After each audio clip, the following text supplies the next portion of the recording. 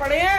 अगर ये चुनाव जीत गए, मेरे से लिखवा लो एफिडेविट के ऊपर, थोड़े दिन के बाद ममता दीदी जेल में होंगी, तेजस्वी यादव जेल में होगा, स्टैलिन साहब जेल के अंदर होंगे, पिनरई विजयन जेल के अंदर होंगे। प्रताड़ित नहीं किया गया जिस तरह से प्रधानमंत्री मोदी जी ने आम आदमी पार्टी को प्रताड़ित करने की कोशिश की है।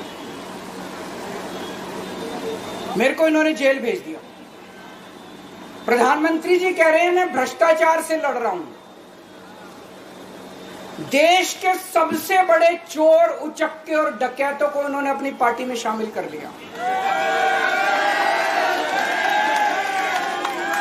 जिन लोगों को 10 दिन पहले मोदी जी कहते थे 70,000 करोड़ का इसने घोटाला कर दिया, थोड़े दिन के बाद उसी आदमी को अपनी पार्टी में शामिल करके किसी को डिप्टी सीएम बना देते हैं, किसी को मंत्री बना देते हैं और उनके सारे ईडी और सीबीआई के मामले खत्म कर देते हैं और कहते हैं मैं भ्रष्टाचार से लड़ रहा हूं।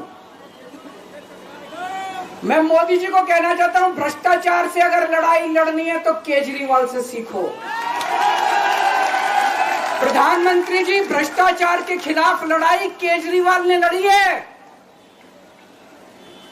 2015 में जब दिल्ली में हमारी सरकार बनी थी, हमारे एक मंत्री का एक ऑडियो मेरे पास किसी ने व्हाट्सएप कर दिया। उस ऑडियो में मेरा मंत्री किसी दुकान वाले से 5 लाख रुपए मांग रहा था। किसी मीडिया वाले को नहीं पता था, विपक्ष को नहीं पता था। आप लोगों को याद होगा, मैंने अपने खुद मंत्री को सीबीआई के हवाले कर दिया, जेल भेज दिया था अपने मंत्री को। ये होती है भ्रष्टाचार के खिलाफ लड़ाई। पंजाब के अंदर मेरा एक मंत्री भ्रष्टाचार में, मेरे को पता चला कि वो पैसे मांग रहा है। वहां पे मान साहब ने उसको, किसी को भी, विपक्ष को नहीं पता था, मीडिया को नहीं पता था, हमने अपने मंत्री को उठा के जेल में भेज दिया। तुम देश के सारे चोर उचक्के डकैतों को अपनी पार्टी में शामिल कर लो और केजरीवाल को जेल भेज दो और कहो मैं भ्रष्टाचार के खिलाफ लड़ रहा हूं। तो आप भ्रष्टाचार के खिलाफ नहीं लड़ रहे प्रधानमंत्री जी। आप देशवासियों को बेवकूफ मत समझो। देश बच्चे बच्चे की जुबान के ऊपर हो रहा है कि सारे चोर चक्कों को अपनी पार्टी में शामिल करके और ईडी और सीबीआई के सारे केस उनके रफा दफा कर दे। केजरीवाल को क्यों गिरफ्तार किया? केजरीवाल को गिरफ्तार करके उन्होंने एक मैसेज दिया है सारे देश को कि अगर मैं केजरीवाल को गिरफ्तार कर सकता हूं तो किसी को भी गिरफ्तार कर सकता हूं। कोई केस नहीं होगा, कोई मामला नहीं होगा, तब भी मैं तुमको गिरफ्तार कर सकता हूं। एक बेहद खतरनाक मिशन चालू किया हुआ है प्रधानमंत्री जी ने, बहुत ही खतरनाक। देशवासियों को यह समझने की, अब जब मैं बोलने जा रहा हूं, समझने की जरूरत है। उस मिशन का नाम है वन नेशन वन लीडर। देश के सारे नेताओं को खत्म करना चाहते हैं मोदी जी और इसको 2 स्तर के ऊपर इस मिशन को चला रहे हैं। जितने विपक्ष के नेता हैं उनको जेल भेजेंगे और जितने बीजेपी के नेता हैं उनको सबको निपटा देंगे, उनकी राजनीति खत्म करते जाएंगे, उनको सबको निपटाते जाएंगे।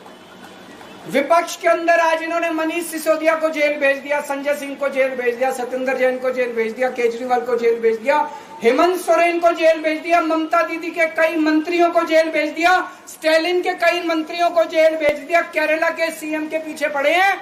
अगर ये चुनाव जीत गए, मेरे से लिखवा लो एफिडेविट के ऊपर, थोड़े दिन के बाद ममता दीदी जेल में होंगी, तेजस्वी यादव जेल में होगा, स्टैलिन साहब जेल के अंदर होंगे, पिनरई विजयन जेल के अंदर होंगे, उद्धव ठाकरे जेल के अंदर होंगे, जितने विपक्ष के नेता ये सारे जेल के अंदर होंगे। अगर ये चुनाव जीत गए, इन्होंने बीजेपी का एक नेता नहीं छोड़ा। आडवाणी जी की राजनीति खत्म कर दी इन्होंने, मुरली मनोहर जोशी की राजनीति खत्म कर दी, सुमित्रा महाजन की, शिवराज सिंह चौहान जिसने मध्य प्रदेश का चुनाव जीत के दिया इन लोगों ने, शिवराज सिंह चौहान ने उसको मुख्यमंत्री नहीं बनाया, उसकी राजनीति खत्म कर दी। वसुंधरा राजे की राजनीति खत्म कर दी इन्होंने, खट्टर साहब की राजनीति खत्म कर दी, डॉक्टर रमन सिंह की राजनीति खत्म कर दी। अब अगला किसका नंबर है? योगी आदित्यनाथ। अगर ये चुनाव जीत गए, मेरे से लिखवा लो, 2 महीने के अंदर उत्तर प्रदेश का मुख्यमंत्री बदल देंगे। योगी आदित्यनाथ की राजनीति खत्म करेंगे, उनको भी निपटा देंगे। यही तानाशाही है दोस्तों।